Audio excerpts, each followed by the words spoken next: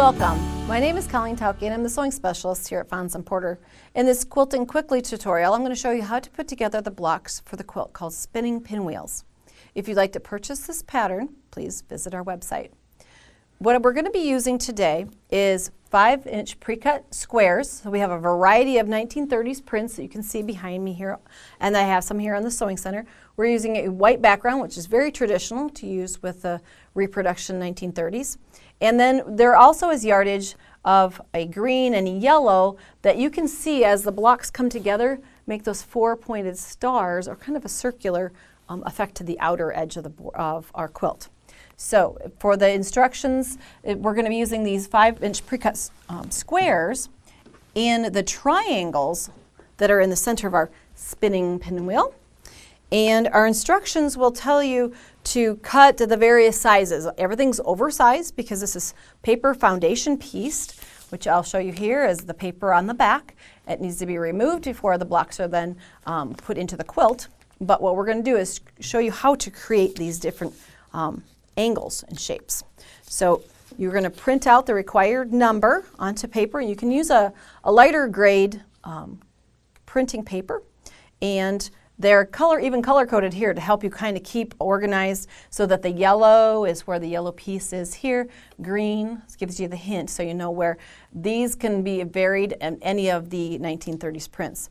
What you do is take those then and cut around them and leave what we sometimes will call bubble cut. Cut it so that there's kind of a border around it. Don't cut all the way to the heavy line yet at this point.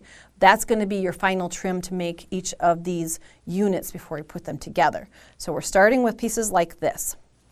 There are many ways to approach paper foundation.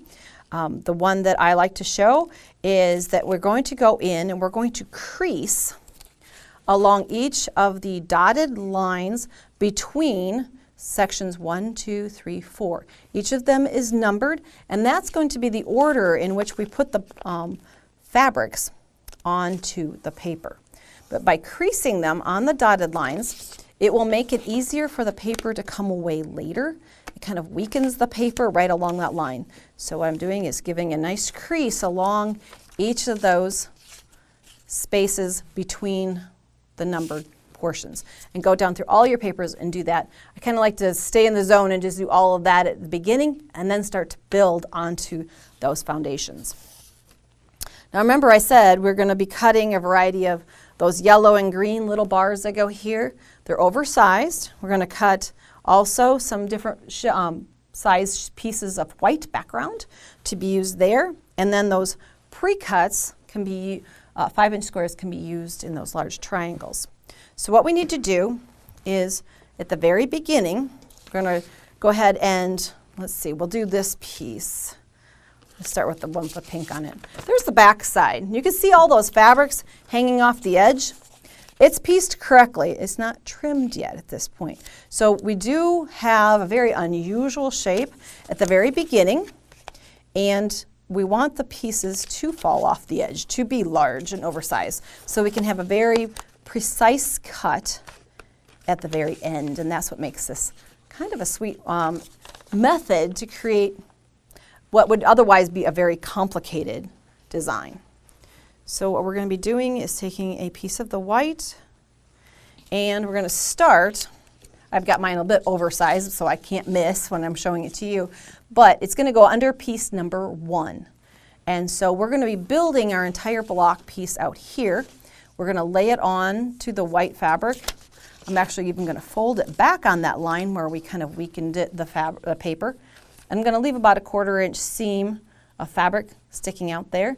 And I need to put that green, I'm going to show you a peek. See that green bar underneath there? So I'm going to take a piece of this.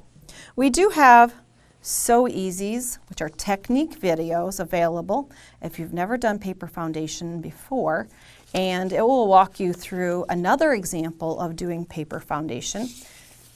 Now I'm going to take those, so they're right sides together, except with white, everything's right side, but my little print piece is facing it. Everything's on the back side of my paper, and I'm going to take it to the machine, and I'm going to stitch on that dotted line that I folded on before. That's my stitching line now. Stitch right on that. You're going to have a short stitch length, even shorter than when you're piecing. So set your machine to about a 2.0 stitch length. Let's see, scissors here to trim my threads. So I stitched it right on that dotted line there. And then when I fold it out, if I've positioned it, I didn't position this one correctly. This is what happens sometimes. This part needs to actually slide up a little. It needs to cover all of the paper. See, in this one, when I folded it over, the paper is underneath there and it folded and covered the entire thing. Would need to take this one out, which would mean just simple seam ripper. I can show you really quick. Fast process for cutting threads because it happens to the best of us. So we just cut about every third or fourth stitch, and you've got about a second or third try before the paper falls apart on you. So hopefully you can get it and see how that quickly comes out. Because it happens to everyone, we should show you how to take it out quickly too. Okay, now if I slide this up, if I do a little test, there's my fold line here. I need this green piece of fabric to come over and cover all the way to the top. Now it's positioned properly. And I can come in here and take it to the machine. It's kind of a hold on, we're going to flip it over. Remember, you're always sewing with the paper side up. Put your presser foot down, stitch on. Now you've got a really great perforated line there.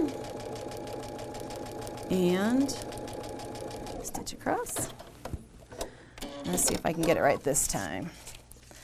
Now, if I cover, yep, it's going to cover the space I need it to now. Now you see we're starting to build across, and we're going to do the same thing with another piece. Now in order to trim this, we don't want to have too many layers underneath there. Remember that fold line between sections, between 2 and 3. You need to fold it back. And see, I have more than a 1/4 inch seam allowance there. What I need to do is trim it down to about a 1/4 inch. So holding everything, I can just come in and trim it at about a 1/4 inch seam allowance. Remember, I'm building underneath, so I'm going to put a white piece there, line up my edges, and what I want is I need to reposition. I need to have a larger piece, that's why. You cut different size pieces, and the directions do have you do smaller ones and larger ones. Here's the larger one. Now when I have it in position, I'm going to do my test. It needs to cover over all the way to the paper, so I need to even slide it a little further there. And then stitch again, turn this back down. I'm going to do the roll, flip it over, and you're going to stitch along the dotted line and just keep going across the piece until you have it all covered with fabric, just like you did here. The 5-inch squares that we're using came in here at the very end, that large piece. And then when you're done covering 1, 2, 3, 4, then you come in with rotary cutter and a ruler, and you want to make those pieces perfect. Now, cut on the solid line, not the dotted line, because I know I've done that before. It's kind of disheartening because you have to make the piece over again.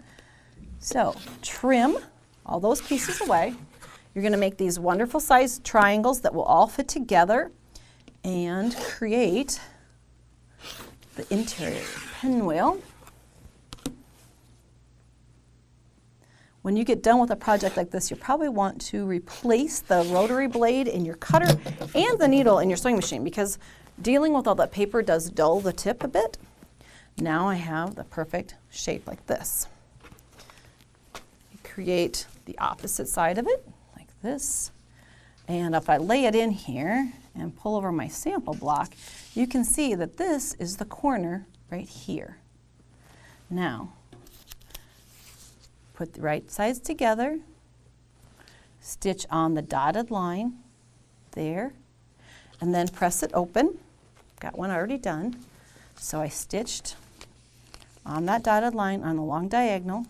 I came in and I opened up my seam allowance and pressed it open to reduce the bulk, because you've got pieces coming together at intersections. And that creates a 1/4 of the block. To keep doing that same process to create what would be a 4-patch then. So you would have 2 rows with 2 blocks each. And then create 4 across with 5 down, so 20 blocks, and you will have created spinning pinwheels. If you'd like to see other of our tutorials, please visit our website. Thanks for joining me today.